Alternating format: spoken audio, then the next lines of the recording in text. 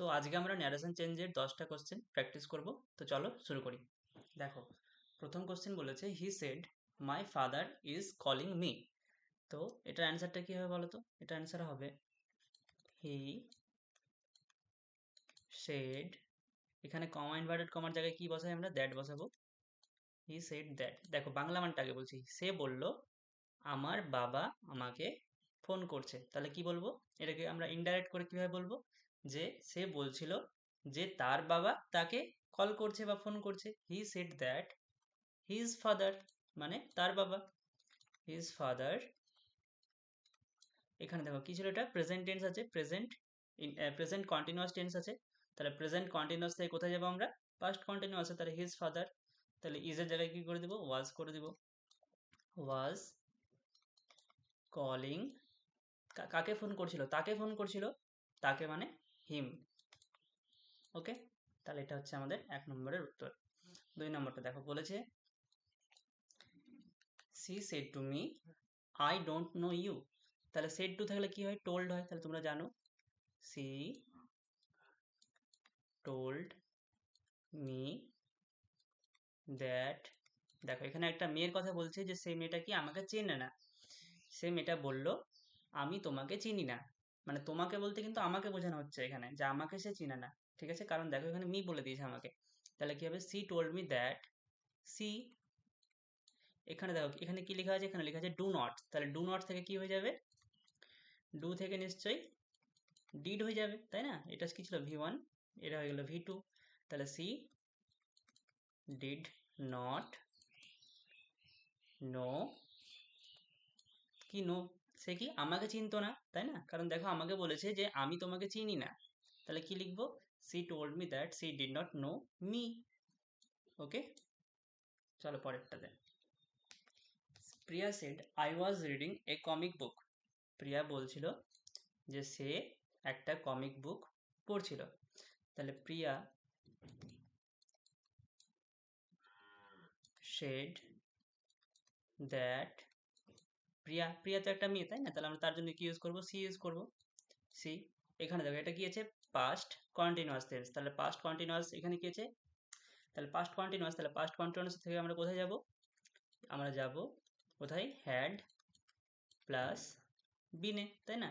তাহলে কি হবে? She had been reading a comic book. Okay, চলো পরেরটাতে।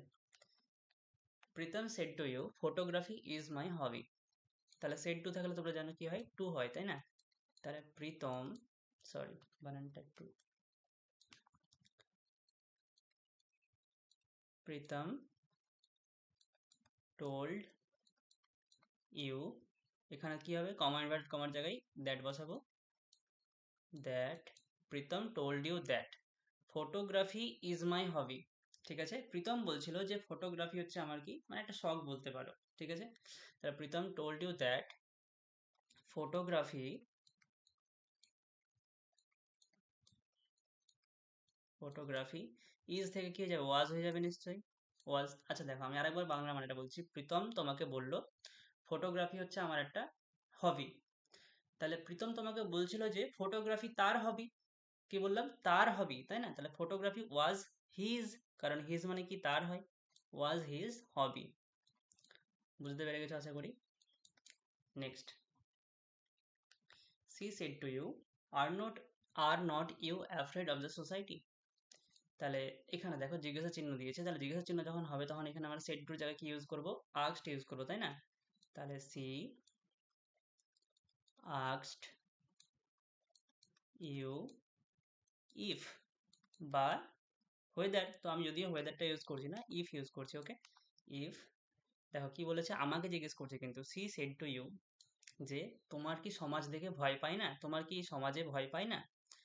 তাহলে কি হবে? She asked you if you, কি তুমি ভয় পাচ্ছ কিনা। দেখো এখানে কি আছে? আর আছে, প্রেজেন্ট আছে, সিম্পল প্রেজেন্ট। সিম্পল প্রেজেন্ট থেকে সিম্পল পাস্টে যাব। তাহলে আর থেকে আমরা কোথায় যাব? ওয়াজ বা ওয়ারে যাব। তাহলে ইউ এর পরে কি ইউজ করি আমরা? ইউ এর সঙ্গে আমরা সবসময় ওয়ার ইউজ করি। তাহলে if you were not afraid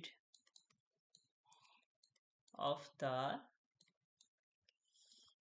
society, ঠিক আছে। সি আস্কড ইউ, সে তোমাকে জিজ্ঞেস করলো যে তোমার সমাজে থাকতে ভয় পাচ্ছ বা পাচ্ছি, সরি এটা প্রেজেন্ট থেকে পাস্ট হয়ে গেল, তুমি সমাজে থাকতে ভয় পাচ্ছিলে কি না। ওকে, দেখো পরেরটা, father said to me are you writing a paragraph. তাহলে আবার একই এখানে দেখো জিজ্ঞাসা চিহ্ন বলেছে, তাহলে এখানে অবশ্যই আস্কড হবে। Father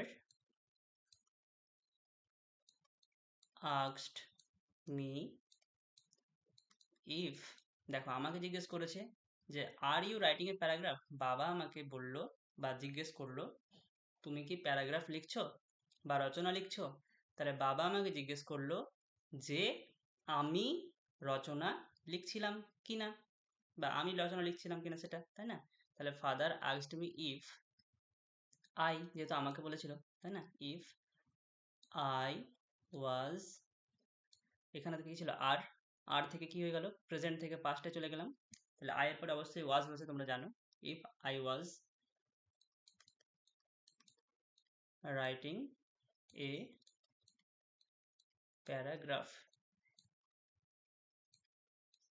okay, next, John said to me have you taken my wrist watch. তাহলে অবশ্যই এখানে কি হবে জিজ্ঞাসা চিহ্ন থাকলে আস্কড, তাহলে জন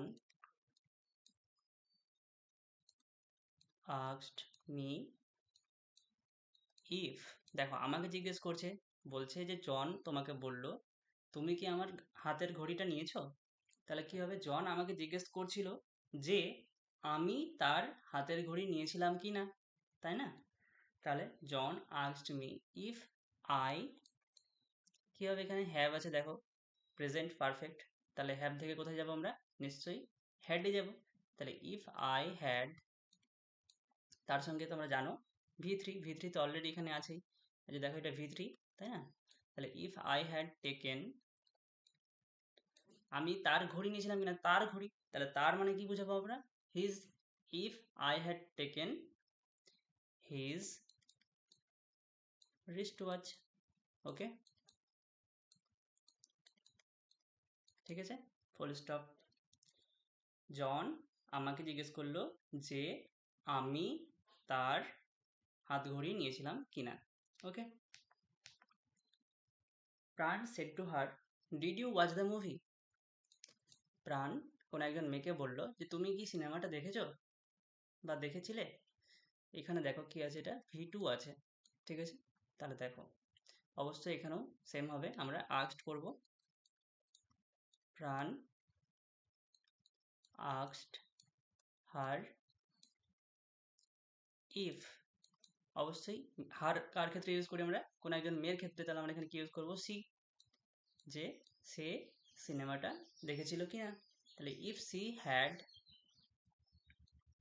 এখানে অলরেডি যেহেতু ভি2 আছে তাহলে কি করবো, হ্যাড ইউজ করবো, আর হ্যাডের সঙ্গে কি বসাতে হয় আবার ভি3। তাহলে এই যে এখানে এটা দেখতে পাচ্ছ এটা কি ওয়াচ আছে, ওয়াচটা কি বানাবো আমরা, watched. If she had watched, if she had watched the movie, ঠিক আছে, বুঝে গেছে আশা করি।